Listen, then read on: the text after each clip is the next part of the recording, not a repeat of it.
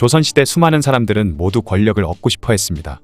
많은 신하들이 권력의 단맛에 빠져 헤어나오질 못하다가 결국 비참한 최후를 맞게 되는 경우도 많았죠. 또한 많은 궁녀들은 왕의 승은을 입기 위해 노력하기도 했습니다. 그런데 오늘 이야기할 이 여인은 왕실에 들어오고 왕비가 된 것을 대단한 일이라 여기지 않고 심지어 왕비가 된 것을 싫어했을 정도였는데요. 그녀는 바로 문성군 부인인 광해군의 아내였던 패비 류씨입니다. 그녀는 1576년에 판윤 유자신과 부부인 정씨의 사이에서 태어났는데 유자신의 자식 6남 4녀 중 9번째 딸로 태어났었죠.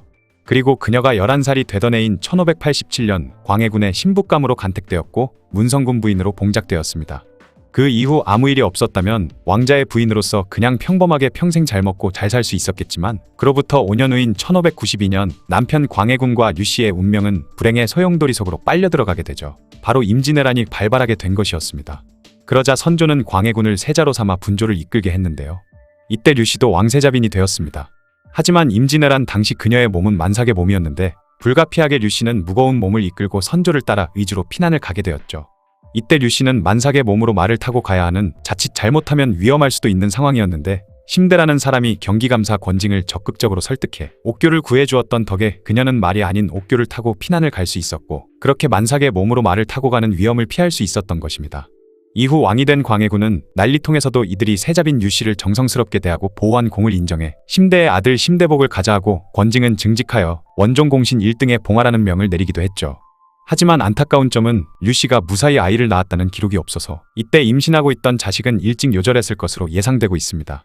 그리고 임진왜란이 끝난 1598년 12월 원손인 이지를 낳았고 그로부터 10년 후인 1608년 시아버지였던 선조가 세상을 떠나자 남편인 광해군이 왕위에 오르게 되면서 자신도 왕비가 되었죠. 하지만 당시 동아시아의 정세는 급박하게 돌아가고 있었는데요. 위쪽에서 누르하치가 이끄는 금나라가 막강한 세력을 과시하고 있었기에 광해군은 중립 외교를 펼치고 있었습니다. 그러나 류씨는 남편의 생각과는 다르게 친명배금을 주장했다고 하죠. 또한 그녀는 성리학이 아닌 불교를 신봉했다고 하는데 국내에 금부처를 모셔두고 자주 기도를 드렸다고 합니다. 거기다가 흙으로 만든 불상도 많았고 나무에 새기기도 했는데 그녀는 불상에 기도를 드릴 때마다 다음 생애에는 왕가의 며느리가 되지 않게 해달라고 빌었다고 하죠.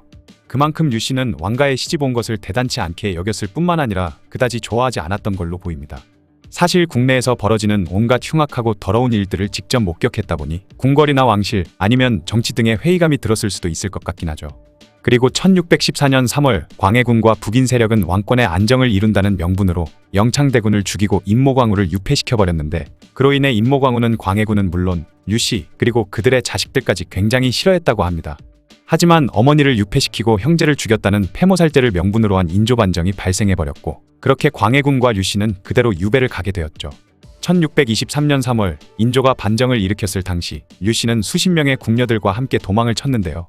궁궐 내 후원인 어수당으로 도망치던 중 반정 세력에 의해 붙잡히고 말았고 이후 광해군은 폐위되고 군으로 격화되었으며 류씨 역시 폐비되어 군부인으로 내려가 강화도에 유배를 떠나게 되면서 그렇게 위리안치 되었습니다.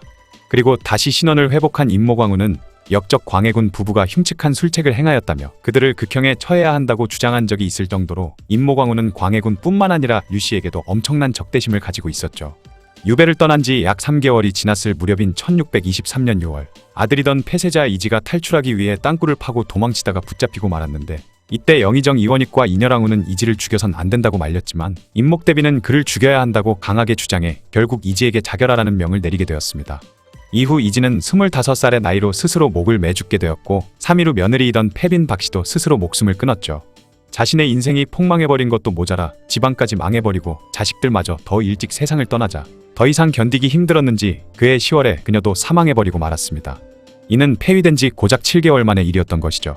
그녀의 사망 소식을 들은 인조는 몹시 놀랍고 안타깝다며 장례를 치를 때 필요한 물자를 얼른 보내라고 명했다고 합니다. 어떻게 보면 왕의 아내가 된다는 것은 굉장히 비극적인 일이 될 수도 있을 것 같네요. 평범하게 사는 게 역시 최고인 것 같습니다.